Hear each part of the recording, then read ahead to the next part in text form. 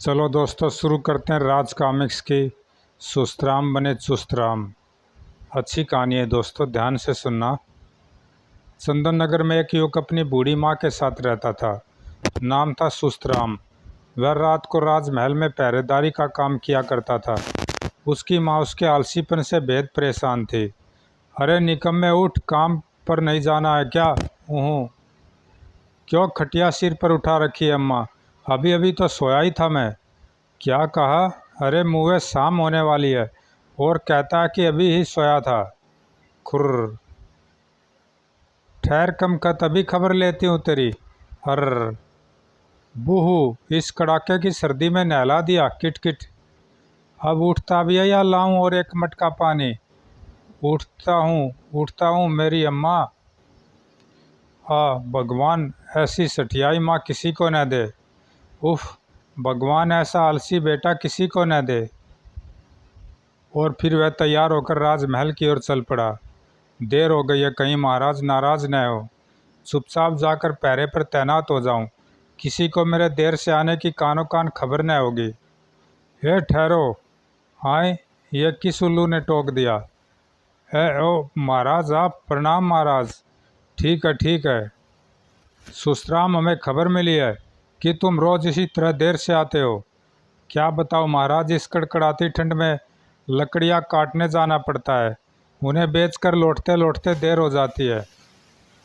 लेकिन क्या हमारी दी हुई तनख्वाह से तुम्हारे घर का खर्चा पूरा नहीं होता? काश हो सकता, मगर क्या बताऊं महाराज, 4 छोटे भाइयों का अकेला ही सहारा हूँ। फिर कुछ पल सोचने के बाद राजा ने कहा, ठीक है, अभी तुम अपने काम पर लग जाओ। कल हम तुमसे इस विषय पर बात करेंगे। बहुत अच्छा महाराज। बेचारा कितनी मेहनत करता है। नहीं महाराज, मुझे तो ये अव्वल दर्ज का झूठा है वो मक्कार दिखाई देता है।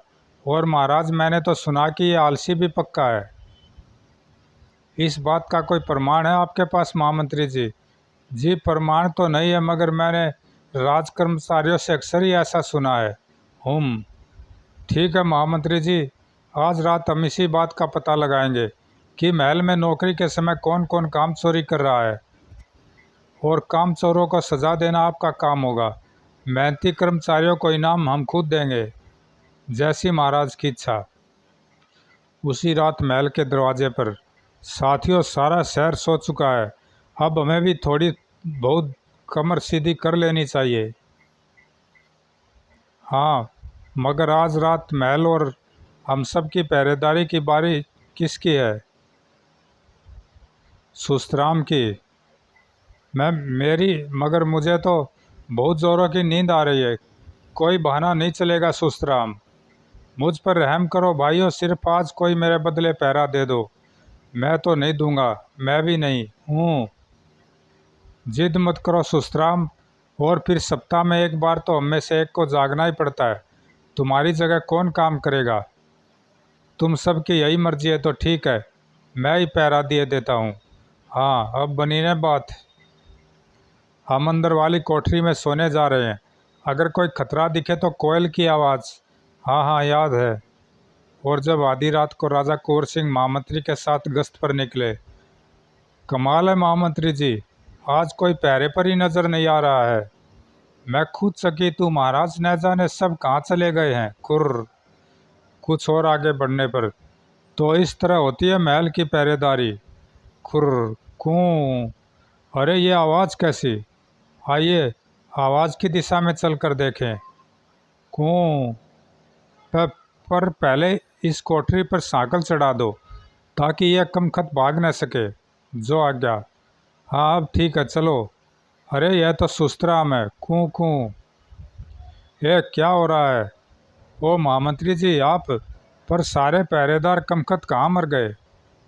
उन सबको काम चोरी के आरोप में कैद कर लिया गया है क्या? पर तुम कोयल की आवाज़ें क्यों निकाल रहे थे सुस्तराम?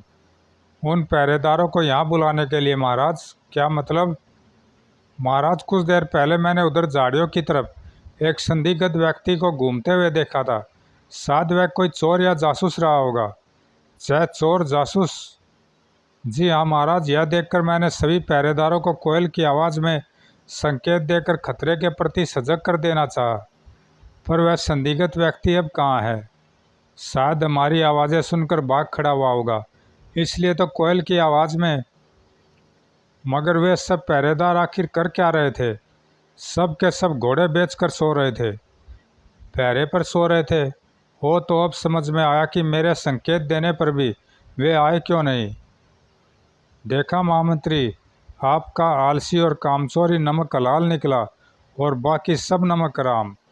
वाह रे प्रभु, आज तो बचा ली तूने एक सच्चे आलसी की डूबती नैया। हमारा आदेश है कि उन सब को तुरंत ही नौकरी से बर्खास्त करके कारागृह में डाल दो। कल सुस्तराम को हम खुद पुरस्कृत करेंगे। जो आज्ञा। वाह पर बेचारे मेरे साथी। अगले दिन सुस्तराम से हम बेहद प्रसन्न है। आप ही बताइए महामंत्री जी कि उसे किस तरह पुरस्कृत किया जाए। उसे कुछ स्वर्ण मुद्राएं दे दीजिए, अधिक बड़ा पुरस्कार उसके हित में न होगा। इसका कारण रात को पकड़े गए पहरेदारों का कहना है कि सुस्तराम भी कल उन लोगों के साथ शामिल था। यानी कि आप कहना चाहते हैं कि सुस्तराम आलसी, कामचोर और साथ ही अव्वल दर्जे का झूठा भी है। जी हाँ महाराज, कल किस्मत से वह भले ही बच गया था, पर मुझे यकीन है कि वह भी उन पहरेदारों के साथ मिला हुआ था। कुछ भी हो महामंत्री जी, कल कामचोरी करते रंगे हाथों पकड़े गए पहरेदारों में वह शामिल नहीं था। हाँ, भविष्य में हम उस पर नज़र रखेंगे। जैसी आपकी इच्छा। पर एक बात मैं भी कहना चाहूँगा। कहिए। एक आलसी का भाग्य कभी नहीं बदल सकता, चाहे आप पूरा राज्य ही क्यों न उसे इनाम स्वरूप दे दे। क्यों न लगे हाथों आपकी इस बात की भी जांच कर ली जाए। मैं समझा नहीं महाराज। समय आने पर हम आपको खुलकर समझाएंगे। फिलहाल केवल इतना जान ले कि हमारे इनाम देने के इस नए ढंग से जहाँ सुस्तराम की सच्चाई प्रकट होगी, वही आपकी आलसी के भाग्य वाली बात की भी पुष्टि हो जाएगी। जैसा आप उचित समझे करे। रात को अपने शयन कक्ष में। उसके साथ ही मेरी भी परीक्षा की घड़ी है। न जाने मुझे कितना नुकसान उठाना पड़े, पर अब कहा है तो करना ही होगा। मगर किस तरह? हाँ, याद आया। बाबरपुर का प्रधान अपनी बेटी की शादी के लिए बड़ा परेशान है। हाँ, यही ठीक रहेगा। अगले दिन भोर होने से पहले ही राजा ने सुस्तराम को वहाँ बुलवा भेजा। तुम यह पत्र लेकर तुरंत बाबरपुर के प्रधान के पास चले जाओ। क्या अभी जाना होगा महाराज? बिल्कुल। और सुनो, यह कुछ स्वर्ण मुद्राएं राह खर्च के लिए रख लो। जो आज्ञा महाराज। मेरी शर्त देखकर प्रधान अपनी लड़की की शादी अवश्य ही सुस्तराम से कर देगा। मर गए। इस कड़कड़ाती ठंड में वहाँ तक पहुँचते पहुँचते मेरी कुल्फी न जम जाए। परंतु नौकरी करनी है तो जाना ही पड़ेगा, वरना ऐसी आरामदेह नौकरी और कहाँ मिलेगी जहाँ केवल मुफ्त की तनख्वाह लिए जाओ। बूहू किटकिट। हे प्रभु, आज सही सलामत घर पहुँचा देना। पर क्यों न मैं यह काम अपने मित्र फूरतराम को सौंप दूं। फूरतराम मेरा जिगरी दोस्त है, मना नहीं करेगा। उसके बाद आराम से गरम गरम बिस्तर में चैन की नींद। वाह। क्या कौन? खटखट। मैं हूँ भाई, सुस्तराम, दरवाज़ा खोलो। अभी खोलता हूँ भाई। कहो सुस्तराम, आज एकाएक इस समय कैसे आना हुआ? मैं बड़ी मुसीबत में फंस गया हूँ दोस्त, मुझे तुम्हारी मदद की अत्यंत आवश्यकता है। अंदर आओ और पूरी बात बताओ। सुस्तराम ने हकीकत बयान कर दी, फिर नाक बहुत सिकोड़ कर बोला, क्या राजा को कोई और नौकर इस काम के लिए दिखाई नहीं दिया था, जो मुझे ही बलि का बकरा बना दिया? काम से जी मत चुराओ सुस्तराम, वरना निठल्लेपन की आदत पड़ जाएगी। तुम राजा के नौकर हो, तुम्हें राजा के हुक्म का पालन करना ही चाहिए। मैं यहाँ तुम्हारा उपदेश सुनने नहीं बल्कि तुम्हारी मदद लेने आया हूँ। पहले यह बताओ कि तुम मेरे अच्छे दोस्त हो कि नहीं? हाँ, हूँ तो सही। तो फिर मेरा यह काम तुम कर दो और राह खर्च के लिए यह स्वर्ण मुद्राएं भी तुम ही रख लो। दोस्त होने के नाते तुम्हारे ये काम तो मैं कर ही दूंगा, मगर याद रखो, अपने इसी आलसीपन के लिए तुम एक दिन ज़रूर पछताओगे। बस उपदेश मत दो। लो यह चिट्ठी और फौरन रवाना हो जाओ। ठीक है, तुम नहीं मानते तो लाओ। हाँ, अब घर चलकर आराम करता हूँ, शाम होते ही महल में उपस्थित हो जाऊँगा। अगर राजा को क्या जवाब दूंगा? कर दूंगा कोई बहाना। उधर, यह पत्थर आपके लिए महाराज ने भिजवाया है। ओह, खोल कर देखूं क्या लिखा है इसमें। प्रधान जी, आपके पास एक अत्यंत गरीब व्यक्ति को भेज रहा हूँ, किंतु अगर आप इसकी शादी अपनी बेटी से कर दे तो मैं इसे अपना आधा राज्य देकर इसकी दरिद्रता दूर कर दूंगा। राजा कुंवर सिंह। वह युवक तो सुंदर और बलिष्ठ है, फिर जब राजा आधा राज्य देने को तैयार है तो भला मुझे क्या आपत्ति हो सकती है। मुझे यह शादी मंजूर है। आओ युवक, मैं तुम्हारा स्वागत करता हूँ। शादी? शायद महाराज ने तुम्हें कुछ भी नहीं बताया। लो यह पत्थर पढ़ो। पत्थर पढ़ते ही वह गंभीर संकट में पड़ गया। उफ, अब इन्हें कैसे समझाऊं कि मैं वह नहीं हूँ जो ये समझ रहे हैं। मुझे प्रधान जी को सब कुछ साफ साफ कह देना चाहिए। यह सोचकर उसने कुछ कहने के लिए मुंह खोला ही था कि अरे बेटा, बातें तो बाद में ही होती रहेंगी, बाद में भी होती रहेंगी, पहले चलकर थोड़ा आराम कर लो। सेवको, तुम सब खड़े खड़े मेरा मुंह क्या देख रहे हो? जाओ और तुरंत विवाह की तैयारियां करो। जो आज्ञा हुजूर। और सुनो, हमारे दामाद के लिए स्वादिष्ट व्यंजन लेकर आओ। अभी लाया मालिक। मगर मेरी बात तो शर्माओ नहीं बेटा, जी भरकर खाओ। अब इन्हें ले जाओ और सुगंधित पानी में नहलाने के बाद सुंदर सुंदर कपड़े पहनाकर सीधे विवाह मंडप में ले आओ। जैसी आपकी आज्ञा। मैं मगर किसी अगर मगर का समय नहीं, विवाह का मुहूर्त निकला जा रहा है। फिर चट मंगनी और पट ब्याह। बेचारा फुरतराम अपनी बात कहने के लिए बहुत मचला। अंत में इसे भगवान की इच्छा मानकर खामोश हो गया और शादी की रस्म पूरी होते ही फुरतराम डोली लेकर अपने नगर की ओर चल पड़ा। उधर राजा कुंवर सिंह। अब तक सुस्तराम की काफ़ी आव भगत हो चुकी होगी, शायद शादी भी हो चुकी हो। अब जब वह अपनी दुल्हन के साथ आएगा तो उसे आधा राज्य देकर मैं उसकी किस्मत को बिल्कुल पलटकर महामंत्री की बात झूठी साबित कर दूंगा। लेकिन रात होते ही उनका भ्रम टूट गया। अरे, तुम तो बहुत शीघ्र ही वापस आ गए। क्या मेरी दी चिट्ठी पहुंचा है? दुआई है महाराज, कल यहाँ से निकलते ही मुझे ठंड लग गई और मैं बीमार पड़ गया, इसलिए खुद नहीं जा सका। क्या बकते हो? फिर वह चिट्ठी कहाँ है? कोई बहुत ज़रूरी चिट्ठी समझ मैंने उसे अपने एक अभिन्न मित्र के हाथ वहाँ भिजवा दी है। ओफ, मैं तो इसकी किस्मत पलटना चाहता था, किंतु इस कमकत ने सारा गुड़ गोबर कर दिया। अब तो लौटने पर उसे ही आधा राज्य देना होगा, वरना प्रधान के सामने मेरी क्या इज्जत रह जाएगी। शायद महामंत्री ठीक ही कहते थे। इस कमकत ने उनके सामने मेरी नाक कटवा दी, पर मैं भी हार नहीं मानूंगा। महामंत्री की बात गलत साबित करके ही रहूँगा। तुम बीमार पड़ गए, इसमें तुम्हारा क्या दोस्त? बल्कि तुमने हमारे काम को अधूरा नहीं छोड़ा। खैर, अभी तुम जाओ और सुबह जाते समय अपना इनाम ले जाना। बहुत अच्छा महाराज। वह इसे कहते हैं आम के आम और गुठलियों के दाम। सुबह। महाराज, मेरा इनाम यह लो। डे ढोलक। हाँ, यही तुम्हारा सही पुरस्कार है, मगर इसे बजाना घर ही जाकर। मैं इसे पाकर धन्य हुआ महाराज। ढोलक लेकर वह अपने घर की ओर चल पड़ा। ढोलक का रहस्य जानकर वह फूला नहीं समाएगा। इतने बड़े राजा होकर इनाम में एक ढोलक दी। इससे अच्छा तो मैं ही रहा, जिसने एक खत पहुंचाने के बदले अपने मित्र को 5 स्वर्ण मुद्राएं दी। चलो, और कुछ नहीं तो एक दिन की छुट्टी तो मिली। आज सारा दिन चैन से लंबी तान कर सोऊंगा। किंतु हमारे महाराज को ऐसा नहीं करना चाहिए था। अगर ज़्यादा नहीं तो 100-200 स्वर्ण मुद्राएं ही इनाम में दे देते। दिया क्या, एक ढोलक।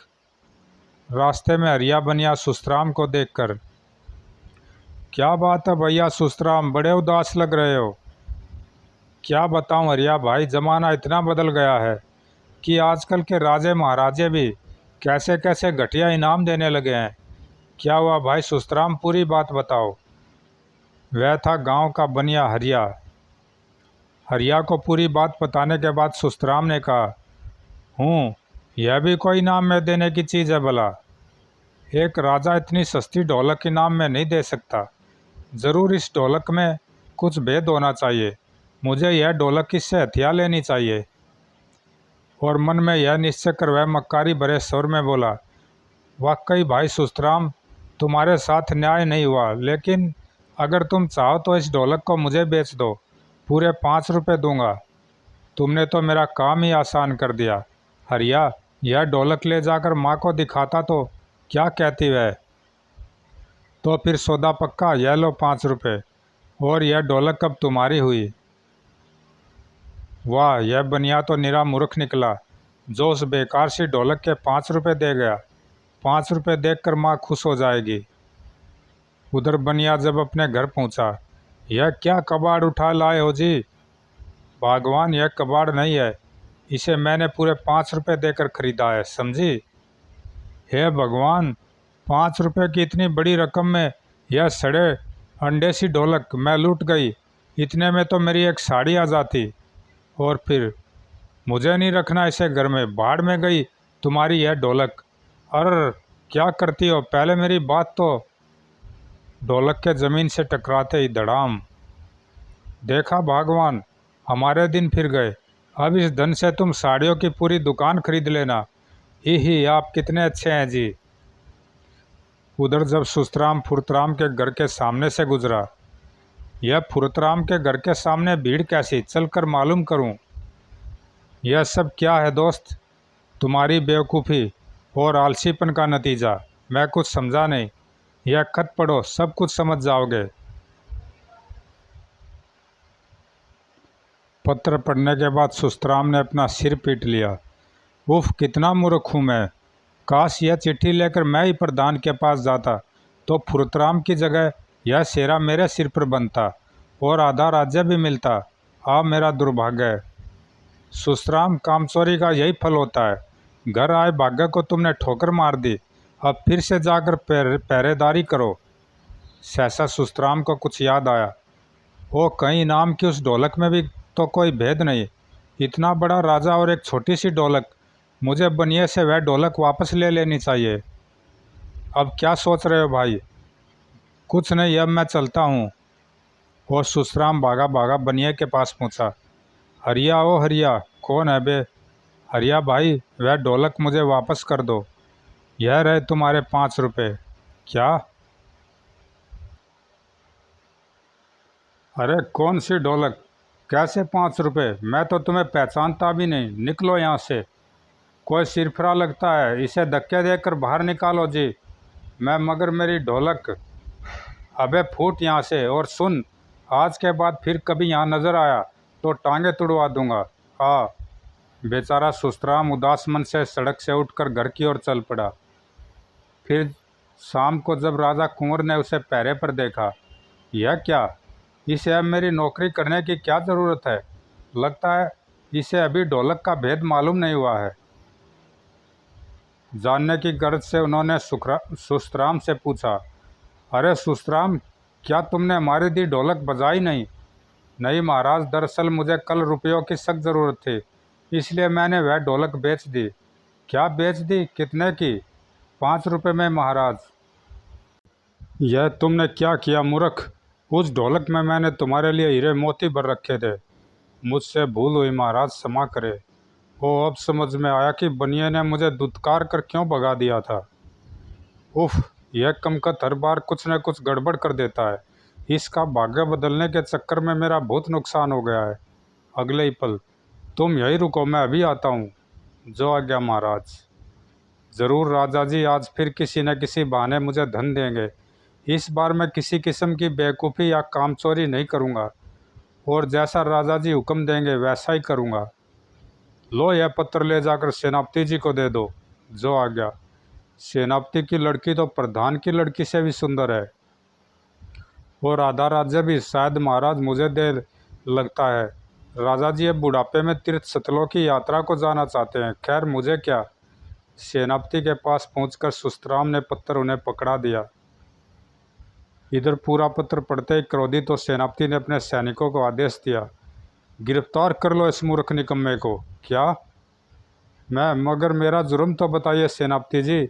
लो पढ़ो। यह पत्थर सब कुछ समझ जाओगे। उसने पत्थर पढ़ा तो उसके देवता कुछ कर गए। यह व्यक्ति बेहद कमज़ोर है, आलसी है। इसे पकड़कर तुरंत काल कोठरी में डाल दो। राजा कुंवर, देख क्या रहे हो, लगा दो हथकड़िया और डाल दो इसे कारागृह में।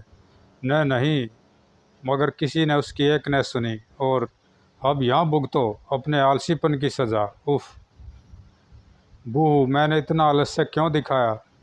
उधर आधे राज्य के मालिक फुरतराम ने जब यह खबर सुनी तो उसे बड़ा अफसोस हुआ। उसे उसकी मूर्खताओं की ठीक ही सज़ा मिली। नहीं, राजा जी को ऐसा नहीं करना चाहिए था। मुझे चलकर उन्हें समझाना चाहिए। आखिर उसी मित्र की बदौलत तो मुझे यह यश और सम्मान मिला है। और फुरतराम तुरंत एक हाथी पर सवार होकर राजा कुंवर सिंह के महल की ओर चल पड़ा। शिगरी, महाराज फुरतराम जी आपसे मिलना चाहते हैं। उन्हें बायजीत यहाँ ले आओ। कहो फुरतराम, कैसे आना हुआ। मैं आपसे सुस्तराम के बारे में बात करने आया हूँ महाराज। उस कमखत का नाम भी मत लो मेरे आगे। उसकी किस्मत बदलने के चक्कर में मेरा बहुत नुकसान हुआ। अब मैं जान गया हूँ कि वह सब उसकी किस्मत में ही नहीं है। राजा ने ढोलक वाली घटना भी फुरतराम को बताई। क्षमा करे महाराज, दोष उसकी किस्मत व भाग्य का नहीं, बल्कि वह अपने आलसीपन व मूर्खता का फल भुगत रहा है। यह सच नहीं है। मैंने कई बार उसका भाग्य बदलना चाहा, किंतु वह सब उसके भाग्य में है ही नहीं जो मैं उसे देना चाहता था। उसके लिए यही सज़ा उपयुक्त है।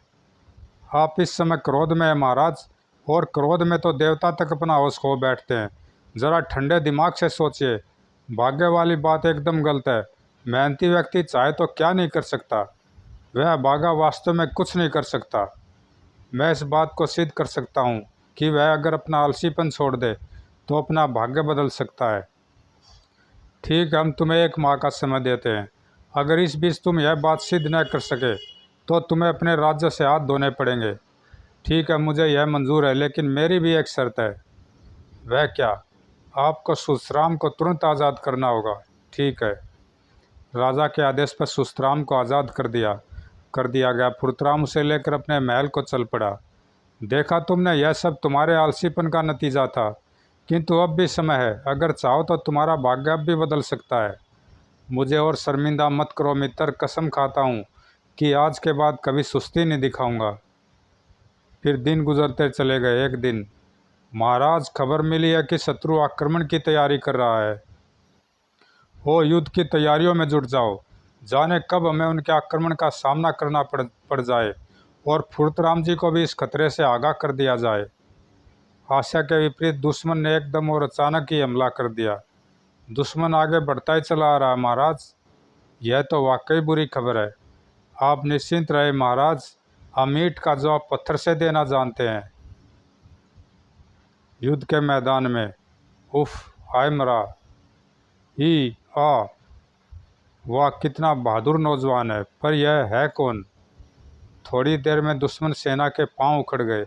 अब मुकाबला करना मुश्किल है। बचने न पाए, भागो। अगले दिन फुरतराम राजा कुंवर सिंह से मिला। दुश्मन का कोई भरोसा नहीं महाराज, जाने कब वह फिर से आक्रमण कर दे। हम समझे नहीं तुम कहना क्या चाहते हो फुरतराम। इस समय दुश्मन बौखलाया हुआ होगा। अगर हम उस पर अचानक आक्रमण कर दे तो अवश्य ही जीत हमारी होगी। मगर हमारे सेनापति जी तो बुरी तरह घायल हो चुके हैं। सैनिकों का मार्गदर्शन कौन करेगा। इसका उपाय भी मैंने सोच लिया महाराज, आप निश्चिंत रहे, केवल आपकी आज्ञा चाहिए।